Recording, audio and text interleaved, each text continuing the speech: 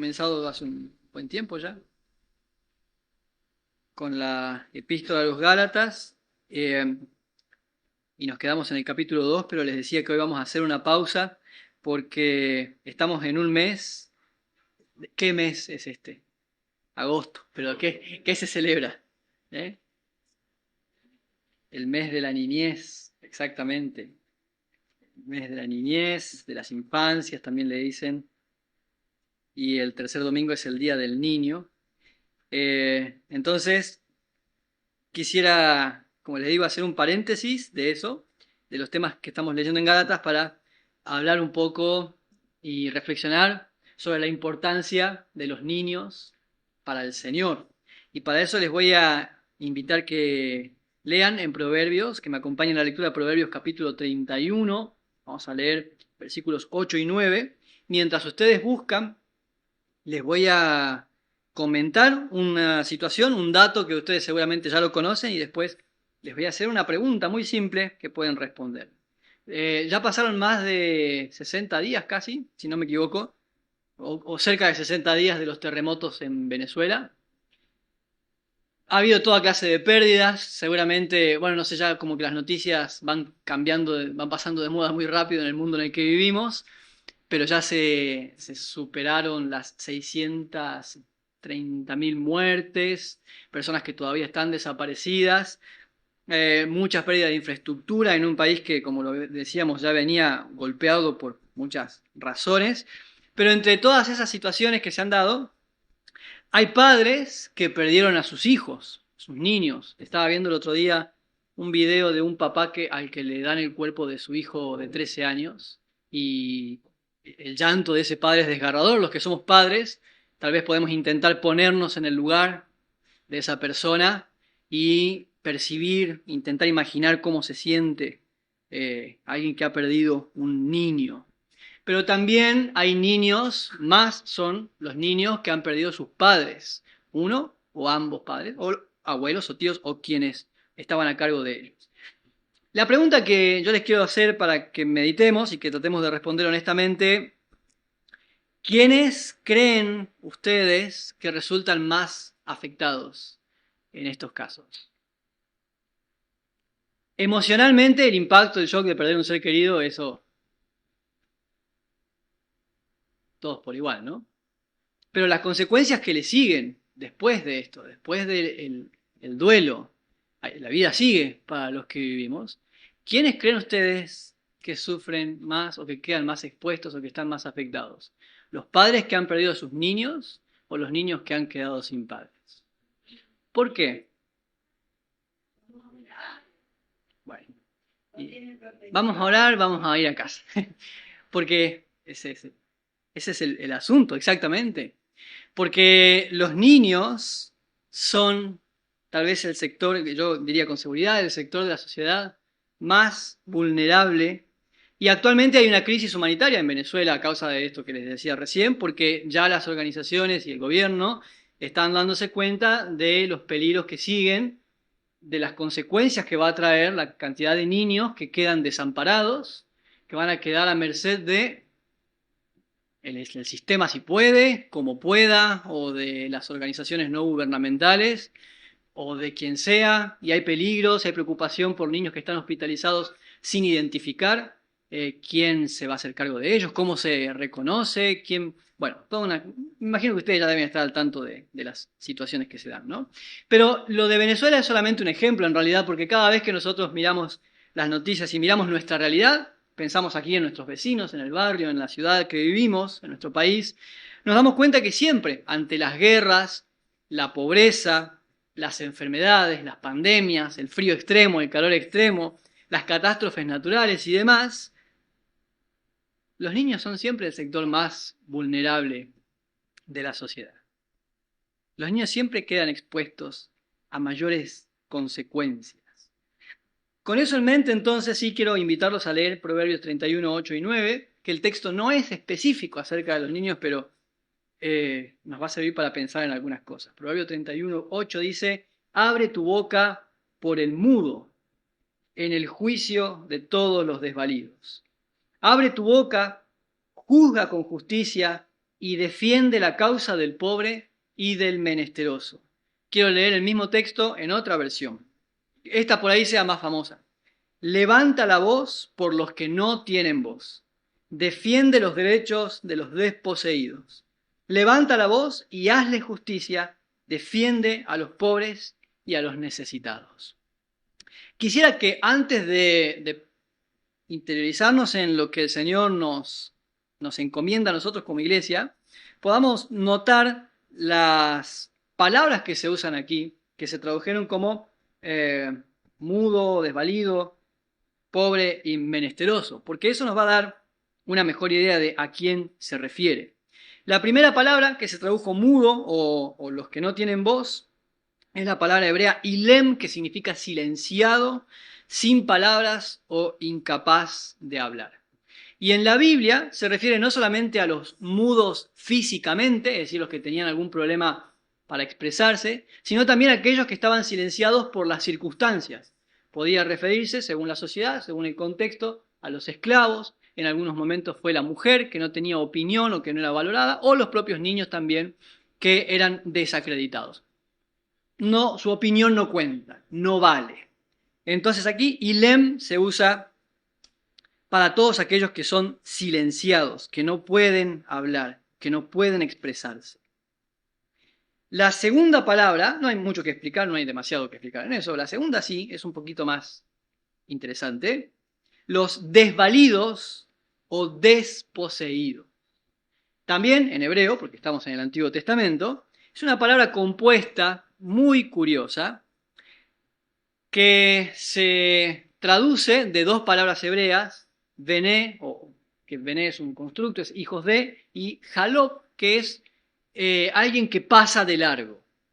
El significado sería los hijos de la destrucción, los hijos de los que han pasado, de los que han sido descalificados. En algunos textos se traduce como sobrevivientes.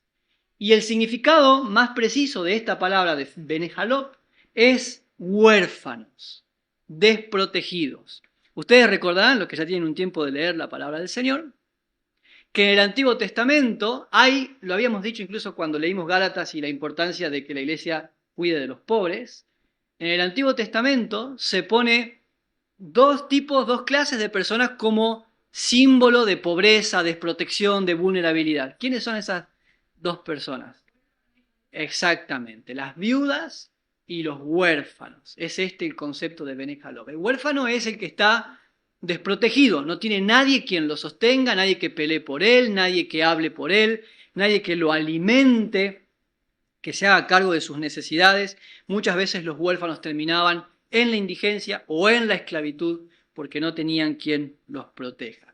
Curiosamente, esta palabra, Bene Jalop, el concepto es común en el Antiguo Testamento, pero esta palabra aparece solamente aquí en todo el Antiguo Testamento. Quiero leer un comentario de John Williams sobre este vocablo. Dice, en su única aparición en el Antiguo Testamento, designa a las personas cuyas vidas se están escapando. Aquellos en los márgenes, indefensos, impotentes. ¿Qué es la impotencia? Sí, pero todos hemos sentido impotencia en algún momento, ¿no? ¿O no? Es un sentimiento muy duro de querer hacer algo y no poder hacerlo. Estos son los Bene Jalop, impotentes, que están avanzando hacia la muerte o la ruina. El término, sigue diciendo John Williams, agrupa a todos los que carecen de voz, los pobres, los enfermos, los no nacidos, ancianos, oprimidos, perseguidos y cualquiera cuyas circunstancias los hagan vulnerables. Están expuestos, están desamparados. La siguiente palabra, que se tradujo como pobre en nuestras Biblias Reina Valera 1960, también es la palabra hebrea aní, que significa deprimido, que puede ser la depresión emocional, mental o las circunstancias, una circunstancia de opresión. En otros textos se tradujo como afligido, hambriento, débil, frágil. Es usado 77 veces en el Antiguo Testamento. La persona frágil, la persona débil. Y la última palabra, que corresponde al versículo 9, los menesterosos o los necesitados, también se usa un vocablo que es un concepto general del Antiguo Testamento y es la palabra evión, que se usa para los mendigos, para los que estaban sin posesión alguna. Se refiere a aquellos que son carentes y que no tienen la posibilidad de satisfacer o cubrir sus necesidades más básicas. Son dependientes de la compasión de los demás y de la fidelidad de Dios. El comentario del léxico tópico del Antiguo Testamento cita algo muy interesante. Dice, a lo largo de la historia redentora, esto ya lo habíamos charlado antes, Dios mide la rectitud de una sociedad por su trato hacia Evión, hacia los necesitados, hacia los pobres. Leíamos ayer con los scouts en Isaías capítulo 1, donde Dios confronta al pueblo de Israel. Ustedes lo pueden leer, bueno, los scouts tendrían que haber contado ya en su casa, supuestamente, ¿no? Si no, lo tienen que hacer en la semana. Donde Dios confronta a su pueblo, a Israel, capítulo 1, porque les dice, ustedes me traen adoración vacía porque ofrecen sus, para la redundancia, sus ofrendas, sus libaciones, sus sacrificios, pero después se comportan con injusticia, oprimen al pobre, se abusan del necesitado. Entre ustedes, entre hermanos, se muerden, se comen. No era que venían pueblos paganos a oprimir a los judíos, sino que los propios israelitas estaban abusando de las necesidades de sus hermanos. Lo habíamos conversado ya en alguna oportunidad. Cuando veo a un pobre y saco ventaja de eso, eso no es la bendición del Señor, es abusar de la condición de pobreza del otro, y el Señor no ve bien eso y no lo bendice. Salud. Entonces ahí había una confrontación de Dios diciéndole, después vienen ustedes, me cantan canciones, levantan sus manos, y en un momento que con las chicas nos acordamos siempre, el Señor le dice, me dan asco sus ofrendas, estoy cansado de aguantar su adoración, porque después su vida no expresa justicia, porque no cuidan al evión, al necesitado, al pobre. Qué importante que vamos viendo ya que es entonces tener compasión real, misericordia y una acción real por aquellos que necesitan. El término funciona como un referente teológico llamando a los creyentes a encarnar la misericordia del pacto, anticipar la justicia mesiánica y mostrar la generosidad del reino. Aquí Proverbios capítulo 31, versículos 8 y 9, les decía recién, no es un texto que hable explícitamente de los niños, pero, como dijimos recién, al mencionar a los desvalidos, a los pobres, a los expuestos, a los necesitados, a los frágiles, a los débiles, tenemos que pensar en los niños, porque son los más frágiles, vulnerables y débiles de nuestra sociedad. Este es un paralelismo sinónimo, ya lo habíamos estudiado con quienes vienen los jueves al estudio bíblico, donde el versículo 8, que no fue escrito en versículo, pero la primera sentencia que nosotros tenemos como versículo 8, expresa una idea y el versículo 9 la repite, enfatizando así la importancia de este asunto. Levanta la voz, abrí tu boca en el juicio, actúa con justicia a favor de los necesitados, a favor de los pobres, a favor del que no tiene, a favor del que está desprotegido. ¿Hay alguien entonces más vulnerable e impotente que los niños en nuestra sociedad? Podríamos pensar en los ancianos, tal vez. Podría ser, pero hay una pequeña salvedad, no tan pequeña en realidad, que yo quiero traer a meditación. Hay una gran diferencia entre los niños y los ancianos que probablemente sufran, y es que los ancianos llegan a cierta condición en sus vidas después de muchos años de tomar decisiones. Han tomado decisiones sobre su fe, su relación con su familia, con sus hijos, con sus hermanos, con la iglesia. Y en última instancia, llegamos a los 60, 65, 70, 80 años cosechando las consecuencias de las decisiones que hemos tomado. Los niños, por el contrario, sufren las consecuencias de decisiones que ellos no tomaron.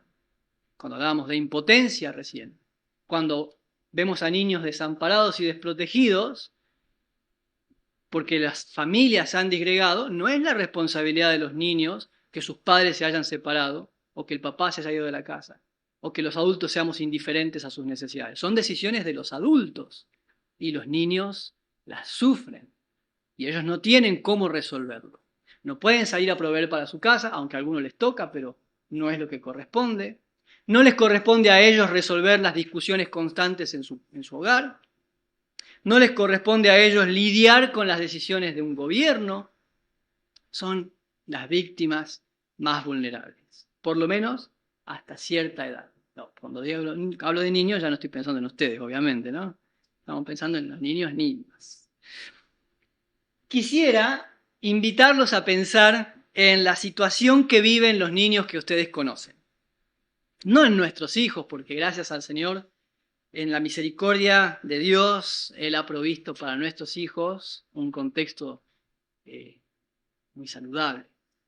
Pero sí quiero invitarlos a pensar en los niños de nuestro entorno. Podemos pensar como congregación en los chicos del barrio. No voy a citar casos porque no corresponde, no es correcto desde aquí mencionar algunas situaciones. Pero podemos imaginar y podemos ya ir figurándonos las cosas que viven. Les quiero leer algunos datos que son datos generales, pero que pueden expresar, y cuando hacemos el ejercicio, los que estamos trabajando, sobre todo con los niños cada sábado y en la semana, al leer estos datos vamos a poder luego mirar la realidad y ver que no escapa de lo que estamos pensando. Por ejemplo, la trata de personas. La semana pasada, no, hace 2 semanas, Gabri estuvo participando de una capacitación de prevención de trata de personas.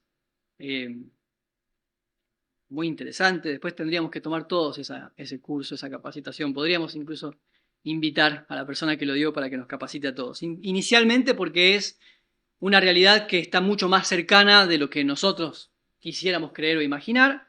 Pero algunos datos, por ejemplo, en lo que va del 2026 en Argentina, hay 125.000 víctimas identificadas, de las cuales 30.000 son menores de edad.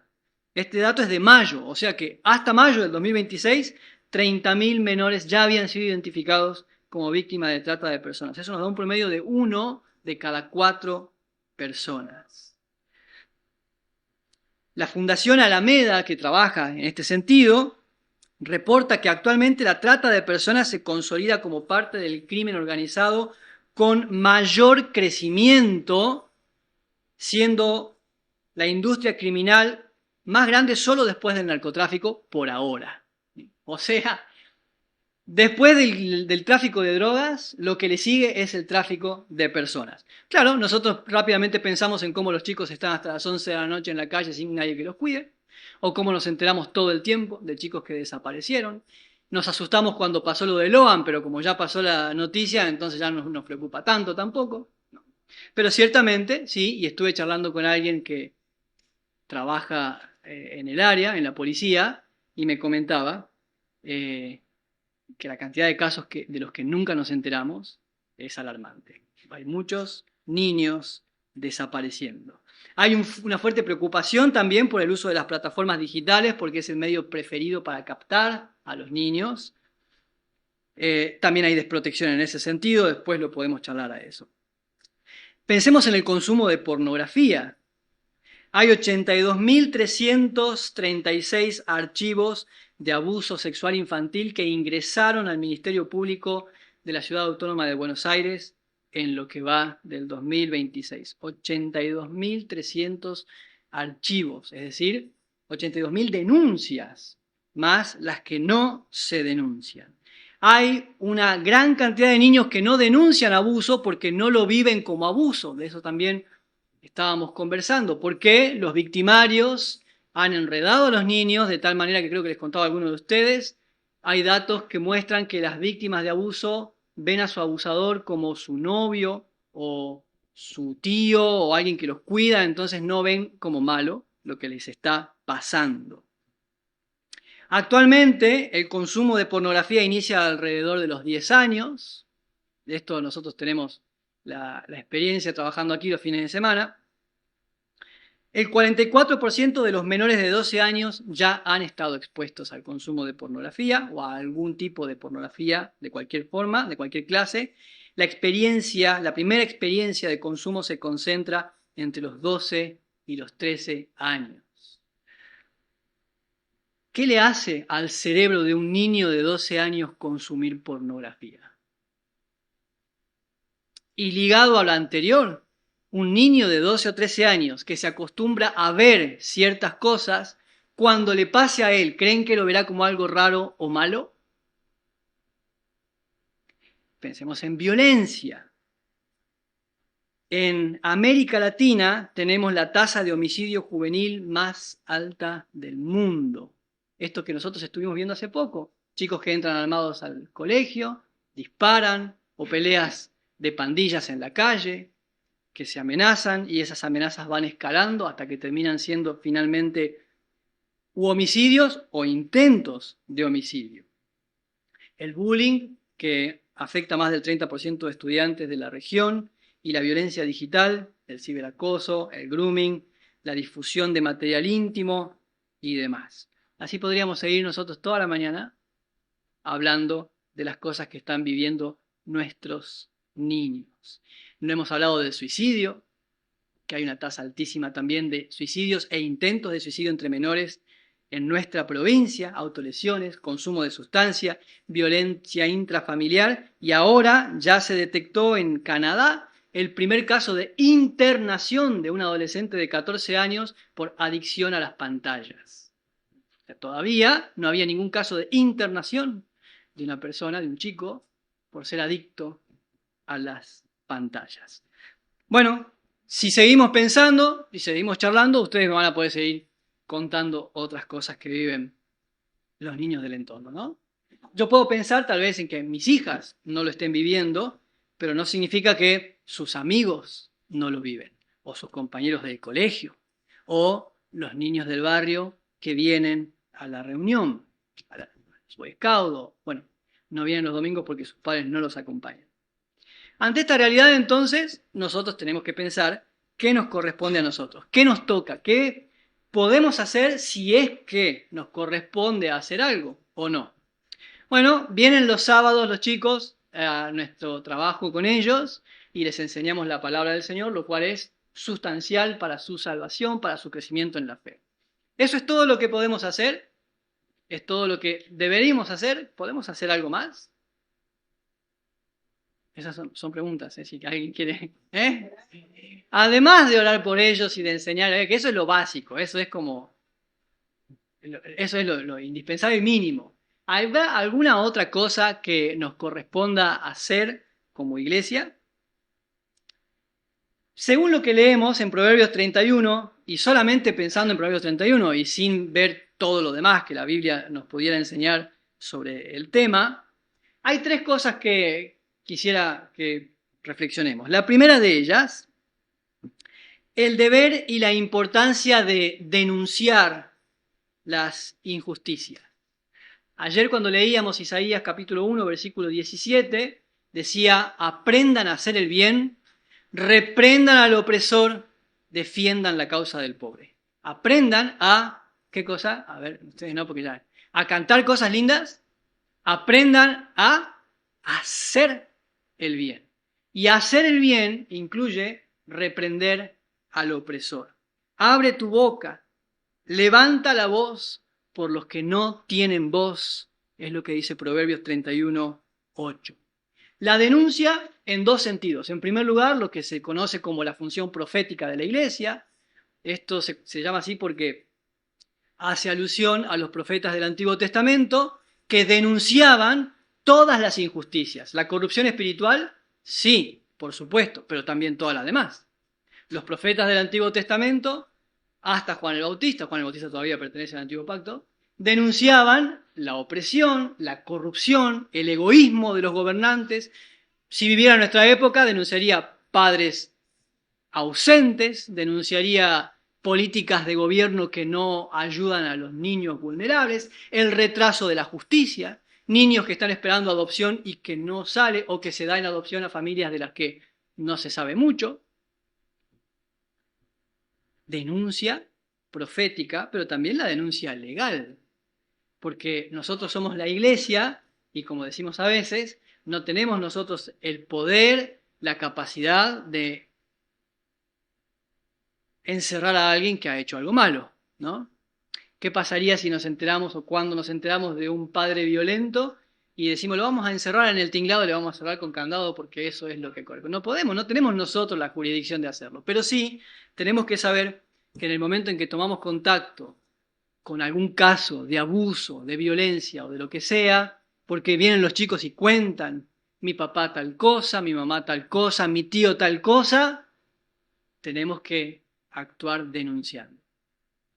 ¿Por qué? Porque dice la palabra del Señor que para eso fueron puestos los gobernantes, para eso lleva la espada, para hacer cumplir la ley. Y si no lo hace bien, es problema de ellos y tendrán que rendir cuentas delante del Señor. Pero es nuestra responsabilidad también actuar de esa manera. Denunciar espiritualmente es, por supuesto, lo que a nosotros ya nos sale bastante fácil hacer, decirle a las personas que lo que están haciendo es pecado, que eso está mal, que ofende a Dios, que eso no corresponde a lo que Dios espera del ser humano y de la sociedad. Pero también una denuncia moral y ética como la que han realizado muchos en la historia de las sociedades. Ese temor que tenemos de hablar de ciertos temas, a nosotros no nos corresponde porque somos la iglesia y la iglesia está para otras cosas.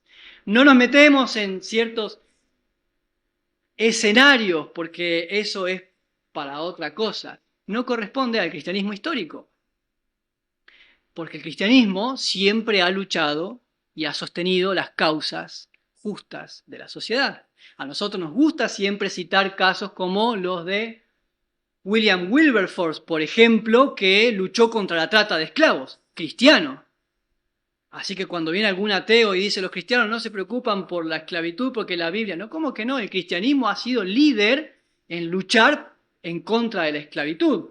Está bueno el ejemplo. Ahora, si nosotros tenemos que luchar contra la trata de personas, que es un modo moderno de esclavitud,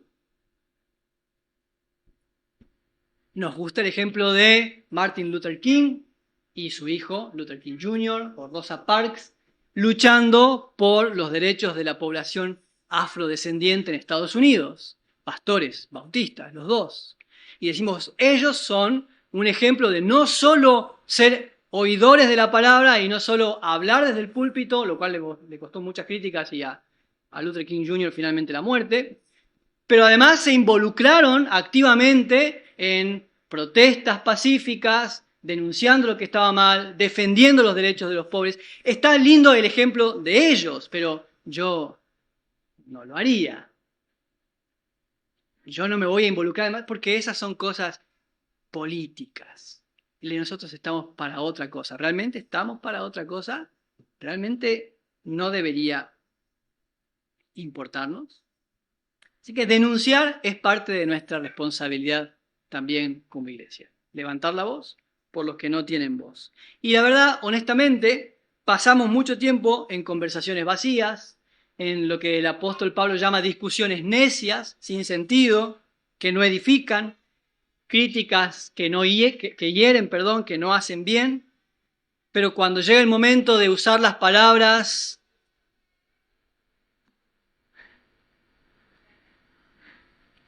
dale mate a esa criatura, por favor. Cuando llega el momento de usar nuestras palabras y denunciar la injusticia, ahí somos un poquito más cobardes, ¿no? Cuando hay que criticar a algún hermano o alguna congregación o algo que vi algún videíto en YouTube, me sale fácil. Cuando tengo que involucrarme con las familias del barrio, por ahí ya no me sale tan fácil. Denunciar es responsabilidad de la iglesia. Lo segundo, advertir. No leímos el versículo 1, pero lo podemos hacer ahora. Estas palabras que estamos leyendo en Proverbios capítulo 31 son la reproducción que el rey Lemuel hace de las enseñanzas que su mamá le dio a él. Versículo 1 dice, palabras del rey Lemuel, la profecía con que le enseñó su madre. Es decir, la mamá de Lemuel le dio este mandato a Lemuel, al rey, y ahora él lo escribe, o bueno, no sé si lo escribió, pero por lo menos lo relató y alguien más lo escribe para que otros también puedan tomar conocimiento. Hay una advertencia. Cuando llegue el momento, cuando tengas que decidir, cuando tengas que ponerle el pecho a las balas, o como decimos nosotros en criollo, a la hora de los bifes, esta es la advertencia. Cuando llega el momento, actúa a favor de los desposeídos. Advertir a los padres su responsabilidad. Esa es una misión que la Iglesia también tiene. Tendrán que decirnos, a nosotros los padres, que educar y proteger a los niños no es prerrogativa del Estado y de sus instituciones. Es responsabilidad de los padres. Es mi responsabilidad educar y proteger. Si el chico está a las 11 de la noche en la plaza, porque total la policía está al frente, no es responsabilidad prioritaria de la policía cuidar a los chicos. Es mi responsabilidad. Es mi responsabilidad lo que ven en el teléfono, si les doy un teléfono. Es mi obligación velar por eso. Cuando yo les doy un dispositivo, yo sé lo que acarrea ese dispositivo. Horas adelante de la pantalla y la posibilidad fácil, como charlaban ayer y los chicos mismos contaban, qué fácil llega la información que no tienen que recibir. Qué fácil les llega. Es mi responsabilidad como padre. Si yo sé que no están listos para manejar el dispositivo, no se lo damos. Pero si se lo doy, lo que hagan con ello es responsabilidad mía y no de Mark Zuckerberg. Es mi obligación. Transmitir la fe. Transmitir la fe no es deber de la iglesia. Es deber de los padres. Siempre ha sido así. La iglesia cumple la función de ayudarnos a los padres.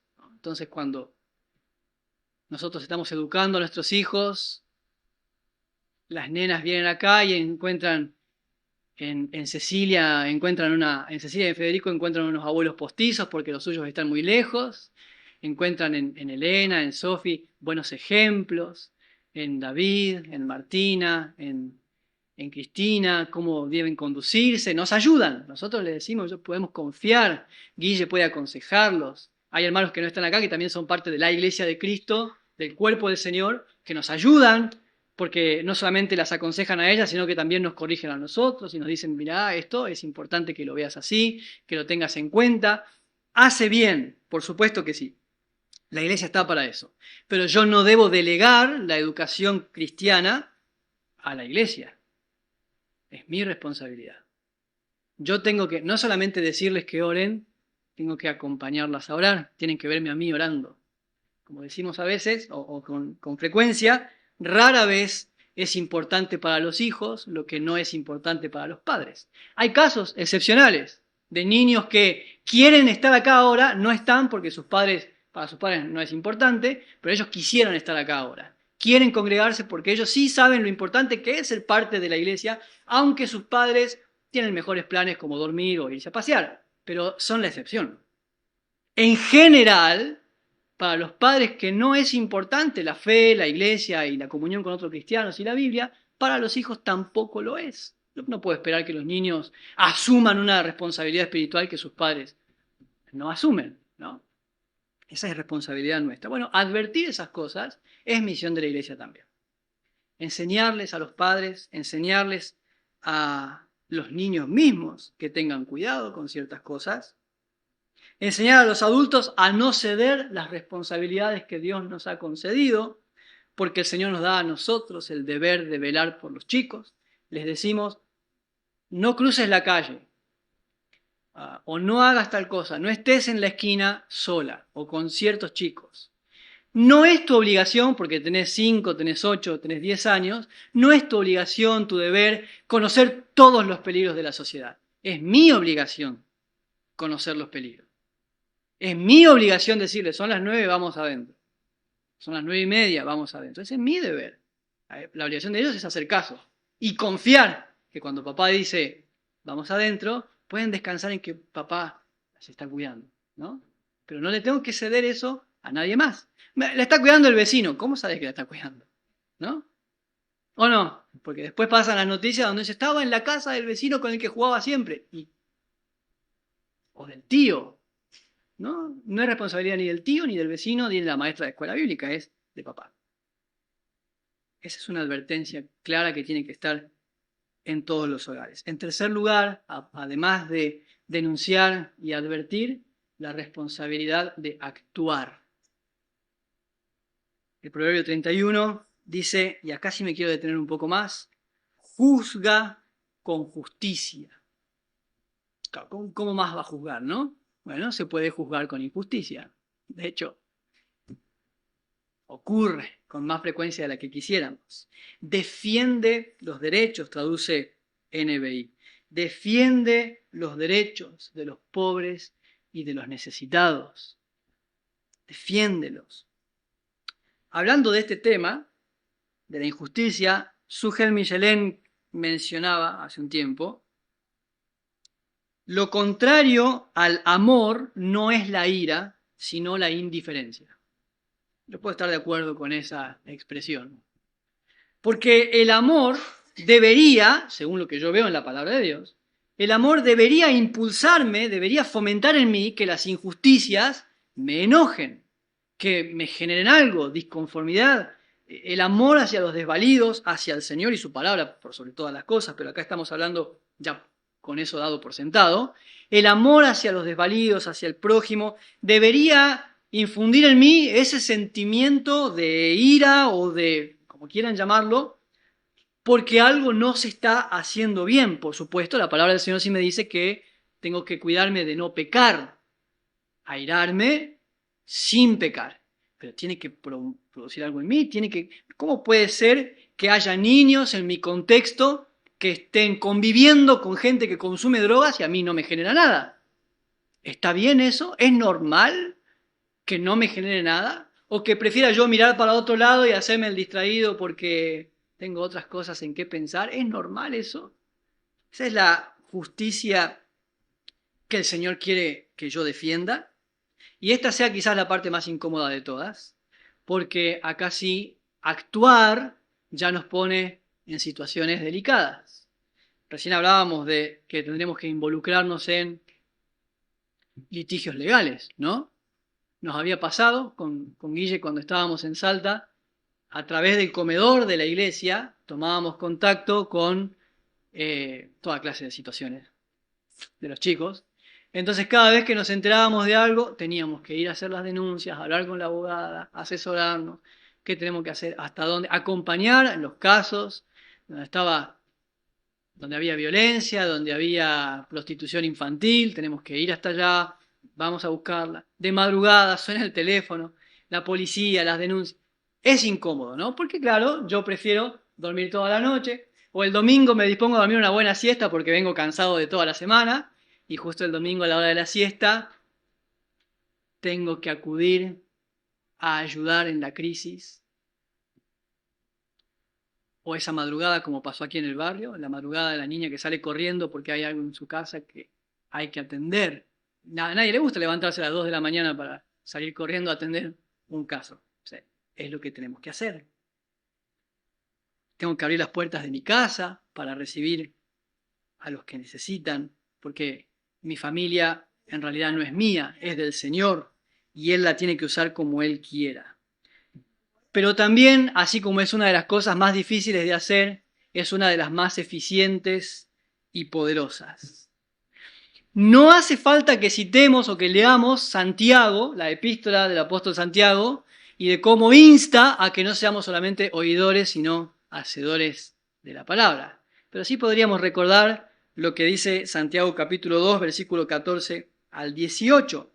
Hermano, si ves a alguien que está desnudo y le dices, Dios te bendiga, abrigate y calentate, y no sacás de tu bolsillo para darle eso que necesita, tu fe es vacía. Porque el deseo está lindo, pero hay que hacer algo más. Bueno, trasladado eso a ¿qué más tengo que hacer por los niños en este caso? Pero ya que estamos en Proverbios, los voy a invitar a que leamos ahí al lado, Proverbios 24. Son 2 páginas para los que tienen sus Biblias impresas, o 3, y scroll para atrás los que tienen Biblia digital. Proverbios 24, versículos 11 y 12. Libra a los que son llevados a la muerte. Salva a los que están en peligro de muerte, porque si dijeres, ciertamente no lo supimos, ¿acaso no lo entenderá el que pesa los corazones? El que mira por tu alma, él lo conocerá y dará al hombre según sus obras. En esta lectura alegórica que se puso de moda por el siglo XIII, podríamos pensar, bueno, se refiere a salvar las almas de los que se están perdiendo. No es una herejía, pero no es lo que dice el texto. El texto está hablando de otra cosa. Y una exégesis correcta, ustedes ya saben, consiste en que el texto diga lo que realmente dice. Salva a los que se están muriendo. Hace algo. Porque si dijeres, yo no lo supe, no, es que yo no me enteré. Es que yo no sabía. ¿No lo verá el Señor? ¿No habrá de darse cuenta el que mira los corazones? Y en tal caso, como compartíamos con los consejeros esta semana que pasó, ¿por qué no sé? ¿Cómo es que no estoy al tanto de las cosas que viven los niños? Es que yo no sabía las cosas que le pasan en la casa. ¿Y por qué no sabías? ¿Cómo es que no te diste cuenta? ¿Cuánto tiempo hace que? 8 meses que estás trabajando con los niños. ¿No sabías las cosas que viven sus padres? ¿No sabías en qué usan la plata? ¿Qué está pasando? Proverbios capítulo 29, versículo 7. Esto obviamente no aplica solamente a las maestras de escuela bíblica, nos atañe a todos, ¿no? Tenemos la plaza a una cuadra o una cancha de fútbol cerca, hay que estar atentos. 29:7, conoce el justo la causa de los pobres, mas el impío no entiende sabiduría. Mire cómo lo dice NBI.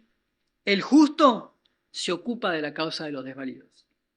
El malvado ni sabe de qué se trata. Como yo estoy bien y mis hijas están bien, con eso alcanza. El justo se ocupa de la causa de los desvalidos. Entonces el tercer llamado es a actuar, a hacer algo. Podemos pensar en defenderlos, en prevenirlos, en orar por ellos, sí, también, por supuesto, eso ahí empieza todo, como leía David. Pero también podemos pensar en otro tipo de cosas que podemos hacer o cosas que podemos dejar de hacer también por el bien de los chicos. Como conclusión, quiero en realidad proponerles un ejercicio para que hagamos, respondiendo 3 preguntas. Son 3 preguntas muy fáciles y de la respuesta a esas preguntas surgirá la conclusión del mensaje de hoy. En primer lugar, la primera pregunta, ¿qué puedo hacer yo como individuo, por los niños de mi contexto? Yo, Lucas. Ustedes no me tienen que decir qué puedo hacer yo, ustedes tienen que pensar en cada uno, ¿no? Bueno, si tienen una idea, bienvenida sea. ¿Qué puedo hacer yo según lo que el Señor puso a mi disposición? Con los dones que Él me dio, con el carácter o el carisma o la personalidad que Él puso en mi vida, con el tiempo del que dispongo, con los recursos que tengo. ¿Qué puedo hacer yo por los niños de mi contexto? Para eso, por supuesto, hay que saber qué necesitan los niños de nuestro contexto, ¿no? Si no sabemos, tampoco. Pero ¿qué puedo hacer yo por ellos? Van pensando, ¿no? Acá hay hermanas que saben cocinar muy bien, por ejemplo. Así que podrían regalarles unas galletitas o invitarlos un día. Vení, te voy a invitar a que cocines conmigo, vamos a hacer unas galletitas y pasar tiempo mientras cocinan, compartir ahí. ¿Qué puedo hacer yo por los niños de mi contexto? Segundo, ¿qué podemos hacer como familia por los chicos de nuestro contexto? Es más, eso tendremos que conversarlo como familia justamente. Sería un buen ejercicio hoy cuando lleguemos a casa. Charlaré con mi esposa. A ver qué podemos hacer, qué podemos invertir, cuánto tiempo, qué necesitan los chicos. Bueno, ayer conversábamos justamente de que el grupo que tenemos nosotros en los Scouts son 12 niños. No tienen problemas de rendimiento escolar, salvo uno que está recibiendo ayuda. Los demás, de hecho, les va bastante bien en la escuela. Pero sí tienen otro tipo de problemáticas. Entonces, a ver, ¿qué puedo hacer? ¿Qué podemos hacer como familia por los chicos? ¿Y qué necesitan? Y bueno, no tienen familias conformadas. Podríamos ser para ellos la familia que no tienen en su casa, ¿no? Que vengan a casa a comer, a tomar unos mates, a merendar y que puedan ver cómo es una relación de papá y mamá. O que mamá le pueda, como no tienen mamá, que vengan a casa y que mamá las peine, les revise la cabecita y les enseñe cómo vestirse, porque andan vestidas de forma que no corresponde. Pero ¿quién les va a enseñar si su mamá no está? Entonces, podríamos ser nosotros. En vez de criticar, podríamos ser nosotros esa familia, ¿no? Bueno, ahí ustedes vayan pensando sus ideas. La tercera pregunta: ¿qué podemos hacer como congregación por los niños del barrio? ¿No? ¿Qué puedo hacer yo? ¿Qué podemos hacer como familia? ¿Qué podemos hacer como congregación por los niños de nuestro contexto? ¿Cómo podemos atender a sus necesidades? Yo no sé si todos lo vieron, no sé si lo han notado, si no los invito a pensar ahora, que la misión de la iglesia se define por el contexto. Eso es regla de 3 simple de eclesiología básica. La misión se desarrolla según el contexto en el que se encuentra una congregación. Entonces, no es lo mismo una congregación en el centro que en los suburbios, no es lo mismo una en Irak que en Argentina. El contexto determina la misión. Y en el contexto en el que nosotros estamos, lo que más hay son niños. Por supuesto, de algún lado salieron, pero lo que el Señor trae a nuestra congregación no son profesionales y empresarios, ¿lo han visto? No son jóvenes universitarios, lo que más trae el Señor a nuestra congregación son niños, y esa es nuestra misión entonces. La misión la define el contexto. Entonces, ¿qué necesidades tienen los niños que el Señor trae a nuestras vidas, a nuestra congregación? ¿Cómo podemos atenderla? ¿Qué dones y ministerios? Acá, gracias al Señor, tenemos, por supuesto, porque Dios es así, es sabio y Él sabe todas las cosas, ¿no? Sabe cómo hacer todo. Como el Señor trajo niños para que cumplamos la misión, también nos ha dado muchos recursos humanos para poder hacerlo. Tenemos docentes, tenemos enfermeras, tenemos cocineros, tenemos muchos dones de servicio también, como el tío Samuel que siempre prepara su chipa. Bueno, ¿qué podemos hacer? ¿Qué tenemos para hacer como congregación para servir a los niños de nuestro barrio, de nuestro contexto? ¿Qué podemos hacer? ¿Qué tenemos que hacer? Estamos orando con Guille, después le vamos a contar otro día. Estamos orando para sumar actividades en la semana, aparte de la que tenemos los sábados. Pero a ver ustedes también, ¿qué idea se les ocurre? El Ministerio de Mujeres, ¿qué idea se les ocurre que puede hacer? En una iglesia teníamos el ropero solidario, donde las hermanas se juntaban a tomar mate y arreglaban la ropita, planchaban para poder también colaborar con el barrio, ¿no? Algunos hombres podrían aprovechar para dar unos talleres de oficios, sería bueno también. Cristina ha dado a los chicos clases de primeros auxilios y de higiene personal. Eso es importante también para poder instruirlos a los niños en algo que no tienen. ¿Qué más podemos hacer? Dani, ¿qué podés hacer vos qué te gustaría hacer por los niños del barrio? Origami, manualidades. Bueno, les estoy dando muchas respuestas. Cada uno podrá pensar en eso. La conclusión surgirá de las respuestas a esas preguntas. Y sobre todas las cosas, como dijimos antes, orar por todos ellos. Y algo que todos pueden hacer, que se lo decimos siempre, aunque no todos puedan venir el sábado a la mañana, todos pueden orar por los que estamos el sábado a la mañana, ¿no? Entonces se paran un ratito antes de ir a trabajar, o si están en su casa, orar por los que estamos trabajando con los chicos. Alcemos la voz por los que no tienen voz, defendamos la causa de los desprotegidos. Los voy a invitar a que podamos orar un minuto nada más, para que el Señor nos dé sabiduría, valor y fuerzas para cumplir con esta misión que Él nos ha encomendado. Señor Jesús, te doy muchas gracias. Gracias por tu palabra. Y también te doy gracias por la iglesia, por cada hermano que forma parte de ella. Y especialmente quiero darte gracias por los niños, los que están acá y pero que son parte del ministerio que nos has dado para cumplir. Ayúdanos, Señor, a poner en práctica lo que hemos estado meditando hoy, a tener sensibilidad por las necesidades de los más vulnerables y estar atentos a lo que nos pidas que hagamos. Señor, te pido que me des sabiduría como papá, como pastor, para que sepamos discernir qué hacer y cómo hacerlo. Para que no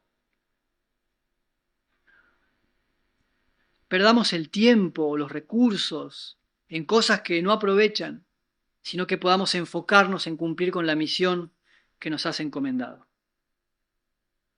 Te doy gracias por cada hermano o hermana que está desempeñando un ministerio aquí los sábados por la mañana, pero también en su barrio, abriendo su casa, ayudando a los necesitados, siendo un ejemplo para los que no tienen un modelo en su casa. Que podamos ser como iglesia una mano extendida a aquellos que lo necesitan. En el nombre de Jesús. Amén.